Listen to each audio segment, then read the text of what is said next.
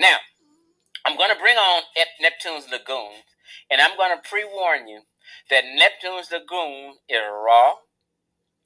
He may say some things that you may feel is rabid racist. Hello everyone, my name is Armchair Philosopher, and I'm back again to tell you about more neo-Nazi connections to Neptunes Lagoon. If you like what I'm doing, please like, subscribe, and let me know what you think in the comments. Over the last couple of videos, we explored the relationship between Neptune and Arthur Kemp, the author of a racist tract called The Children of Ra, as well as between Neptune and a white supremacist hate group called National Vanguard. The further we dig, the further the racist rabbit hole goes. Well, this morning I was looking through some of Neptune Lagoon's videos, and I was surprised to discover that he did it again. He used the National Vanguard as the primary source for a video. This is a neo-Nazi hat trick, a trifecta of hate. This third one also had an innocuous title, Critique of an Article on Humans, 2019, New Info. Sounds innocent enough, right? Wrong, because when I clicked on the video, imagine my surprise when the first thing I saw was the title. It read, Blacks Aren't Human, by Rosemary Pennington. Well, I remembered Rosemary from an article in the last video. She's the cunt from National Vanguard again. This hateful hag is really getting around. So I thought to myself, that racist piece of shit Neptune used another skinhead article for one of his videos again. Lo and behold, a quick Google search confirmed my deepest suspicion. That racist fuck did it again. Last time, we talked about the background of National Vanguard, a white nationalist hate group. Since we're talking about them again, there's no need to cover the same racist ground. So instead, I'm going to tell you a little bit about Neptune, some things about his background you might not have heard before. Actually, I'm going to let him tell you about himself instead. Here it goes. I am a historian and an ancient Near Eastern scholar who's retired now. And since I have no more academic thing to have to stand behind with a modern PC culture, I decided I would start showing some reality that I had found over my 35 years of professional work in it. The lie detector determined that was a lie.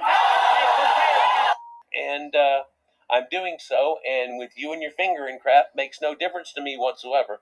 I will continue making my videos. You can yap, yap, yap all you want to and get all mad and bark, bark, bark, but that's about all you got. The lie detector determined that was a lie.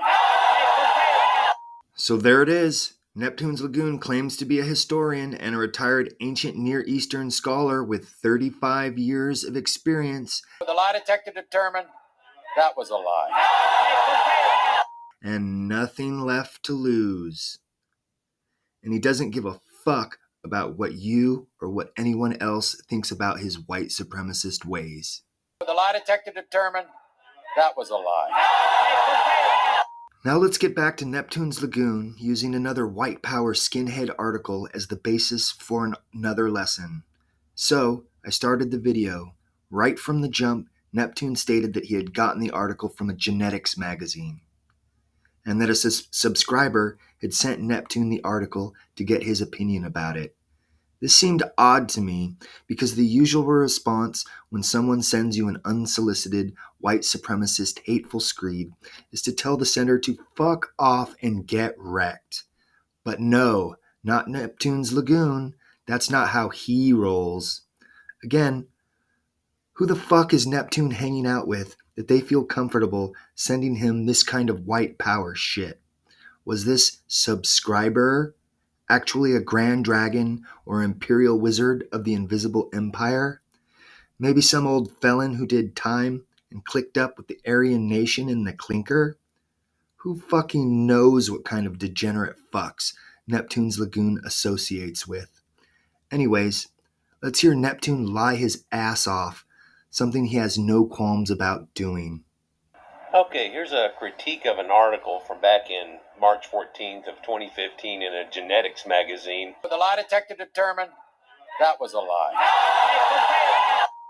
That a subscriber of mine had sent to me and wanted to know how I felt about this. Next, we're going to cover some of the highlights, or should I say lowlights, of the shitty racist video by Neptune. We find out that black people are basically primitive West African dung hut dwellers. Black people are compared to dogs as far as domestication and history. Numerous parallels are drawn between black folk and dogs. So even though blacks and non-blacks are different than each other, just like a wolf and a dog, they can have fertile offspring, with mulattoes and so on. Folk are not considered human and part of the same species as whites. Black people are phenotypically described as having wide noses, kinky hair, black skin, prognathic jaws, and soulless, vacant eyes. Because that's not dehumanizing or anything.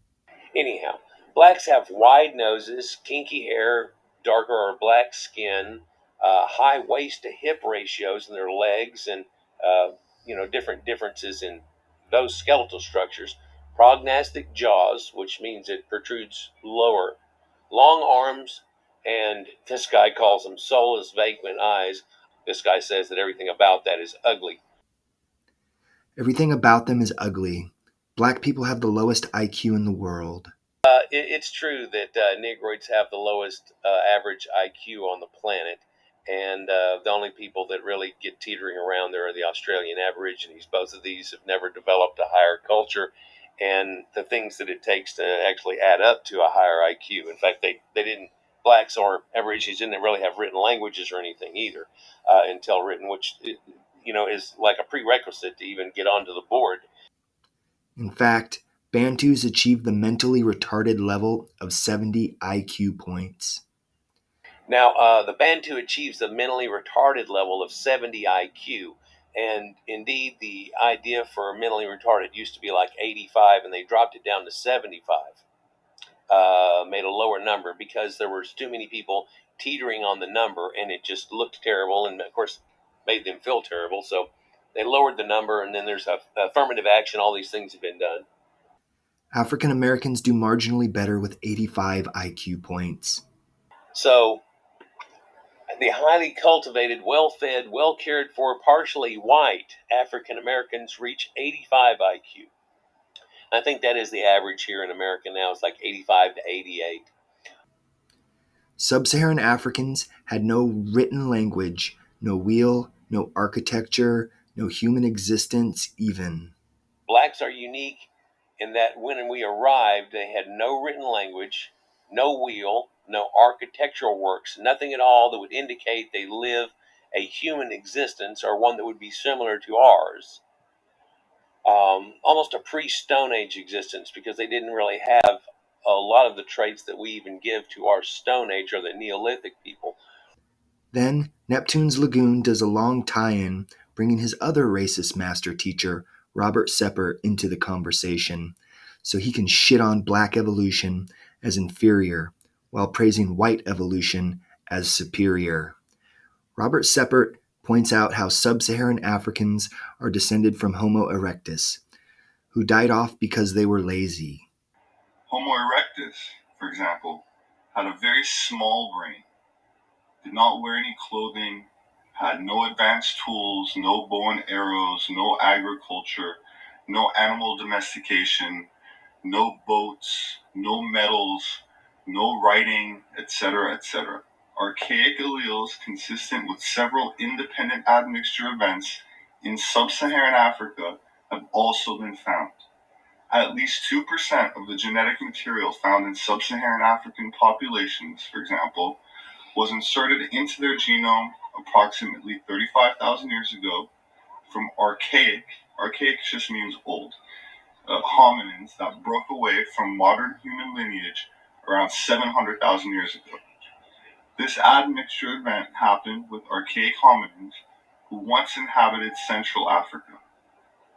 Additional research covering high coverage whole genome sequences of 15 sub-Saharan African hunter-gatherer males shows signs that the ancestors of the hunter-gatherers interbred with one or more archaic human populations probably around 40,000 years ago, suggesting that the archaic African population and modern humans diverged around 1.2 to 1.3 million years ago.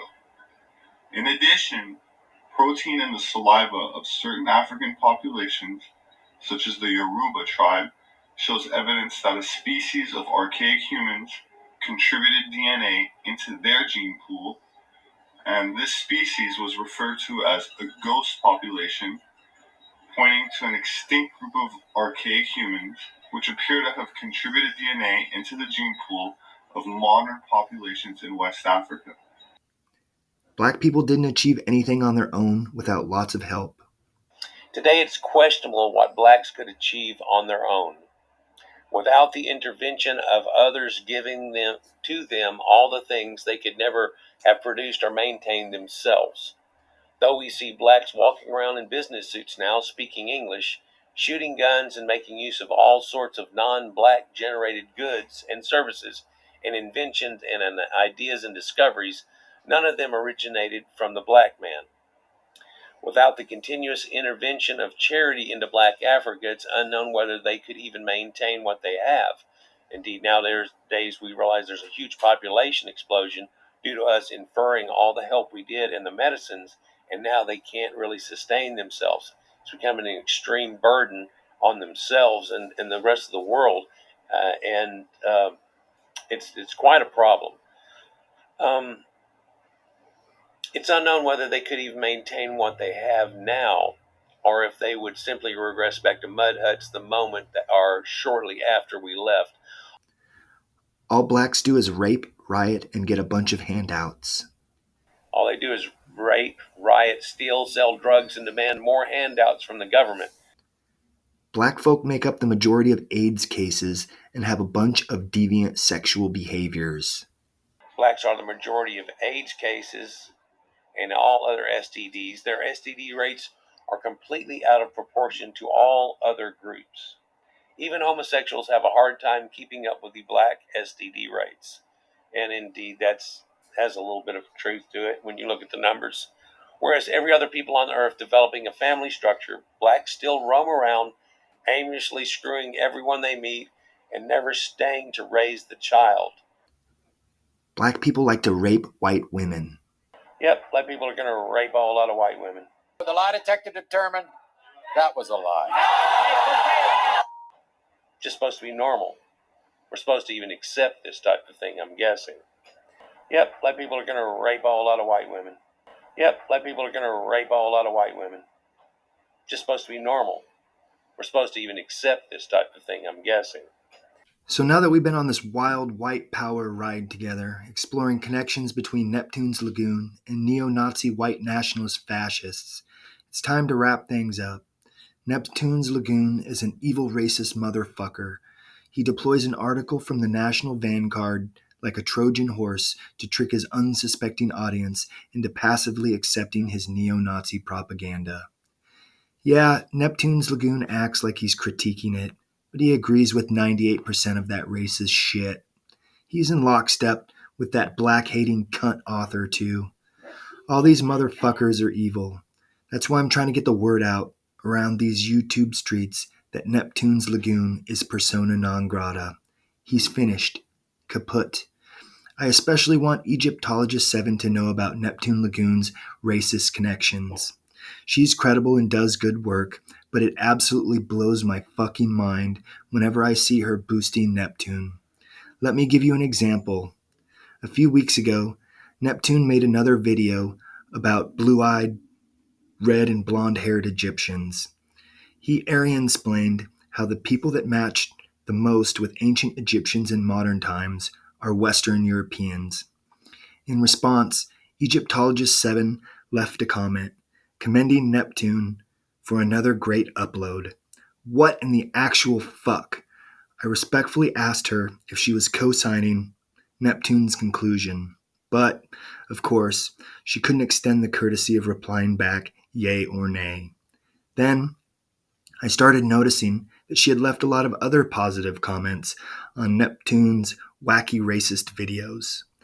So now I'm starting to wonder, but as of now, I'm still giving her the benefit of the doubt. However, we shall see. Time will tell. Thank you everyone for going down the racist rabbit hole with me. I'll be back soon with another video. Please like, subscribe, and let me know what you think in the comments.